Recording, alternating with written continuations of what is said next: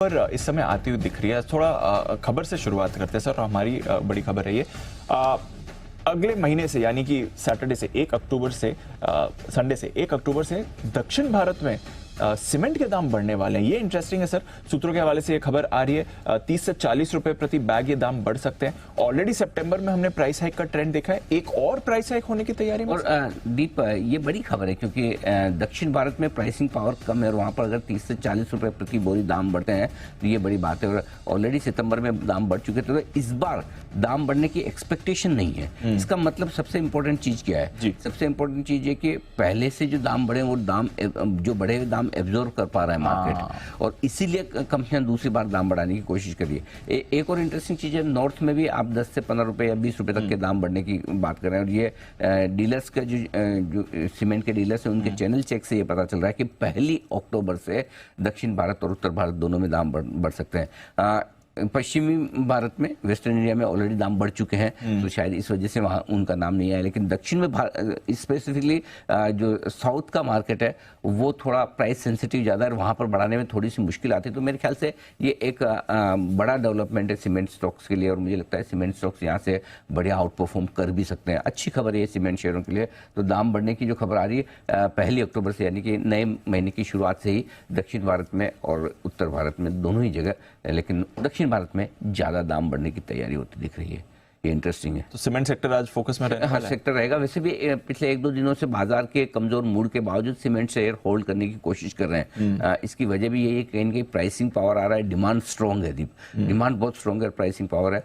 तो ये बढ़िया खबर है। तो फिर अगर आपने ये खबर दी है तो फिर इस खबर पे एक स्टॉक ऑफ द डे भी मैं देने की तैयारी करता हूँ। जब तक दूसरी कमेंट्री हो तब तक मैं सोचता हूँ कि कौन से स्टॉक्स में बढ़िया एक्शन हो सकता है, जो दोनों ही आपको नॉर्थ और साउथ कवर करने वाला ऐसा स्टॉक हो। तो देखते हैं। तो ये बड़ी खबर आती हुई दिख रही है सीमेंट कंपनियों के लिए। ओके, तो सीमेंट के लिए बड़ी खबर आपको आती हुई दिख रही है। और जैसा अंजय ने कहा, स्टॉक ऑफ द डे भी आप दक्षिण भारत में इंडिया सीमेंट है, रैमको है, एनसीएल इंडस्ट्रीज है, ये 3-4 तो है ही। तो है। चलिए, तो एक स्टॉक ऑफ द डे भी आएगा इस खबर के दम पर। अच्छा, सेक्टर की बात निकल ही आई है, तो आज हमारी हेडलाइन में भी जो हम बात कर रहे थे, आईटी सेक्टर भी फोकस में रह सकता है सर।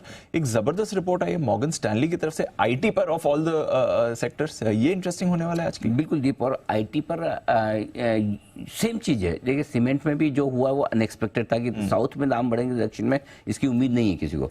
और आईटी पर जो रिपोर्ट आई बहुत इंटरेस्टिंग है मॉर्गन की तरफ से। और इस रिपोर्ट की भी सबसे खास बात ये है दीप कि किसी को उम्मीद नहीं थी कि मॉर्गन की तरफ से अपग्रेड कहूँ या यूँ कहूँ कि एक अच्छी रिपोर्ट आ सकती है।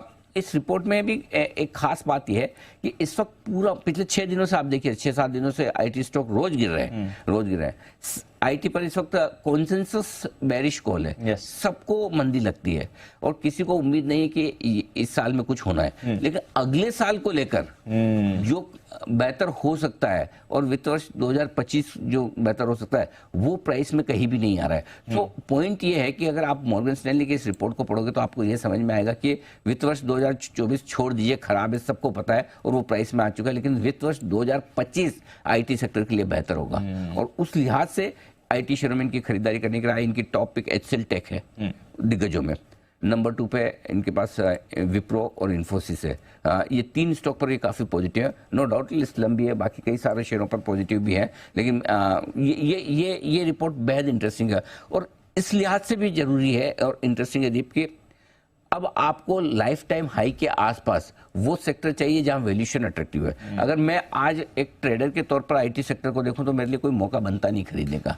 लेकिन अगर मैं एक फंड मैनेजर हूं और मेरे पास बहुत सारा पैसा आ रहा है, और पैसा आ रहा है, मुझे अगर 2 साल के लिए पैसा लगाना है तो मैं कोई दिक्कत नहीं, 6 महीने इंतजार करूंगा, ये 6 महीने निकाल दूंगा। इन 6 महीने में मुझे मौका है निवेश करने का। 2025 वित्त वर्ष 2025 अगर मेरे लिए बेहतर होना है, 2026 अगर मेरे लिए बेहतर होना है, तो मैं धीरे धीरे आईटी शेयर अक्यूमुलेट करूंगा। तो ये रिपोर्ट फंड मैनेजर्स के लिहाज से जो इन्वेस्टमेंट के तौर पर बड़ा पैसा लगाते हैं उनके लिए एक लाइट दिखाने वाली है। और आप आज बिल्कुल सही वक्त पर सारे सेक्टर्स पकड़ के ला रहे हैं। तो एक शेयर आईटी से यहाँ से भी? मेरी अरे पसंद का वाह। निकाल के दूंगा। अरे वाह, मेरी पसंद का ये आपने मूड अच्छा कर दिया नहीं, सर। बिल्कुल। बाकी सब जो भी है, हाँ। हमारे बाजार में हाँ, क्योंकि अल्टीमेटली तो देखिए आप स्टॉक्स कोई कोई रिपोर्ट के दम पर ये चाहेंगे कि क्या करना चाहिए, तो आई थिंक दोनों ही खबरें सेक्टर्स के लिहाज से अच्छी है। आईटी के लिए भी ये बढ़िया खबर है, और वैसे भी थोड़े आईटी स्टॉक्स ओवरसोल्ड हो चुके हैं, तो मेरे ख्याल से एक सपोर्ट के लिहाज से ये आज बाउंस बैक देने का काम कर सकता है। ये मॉर्गन स्टैनली की रिपोर्ट आईटी सेक्टर के लिए आज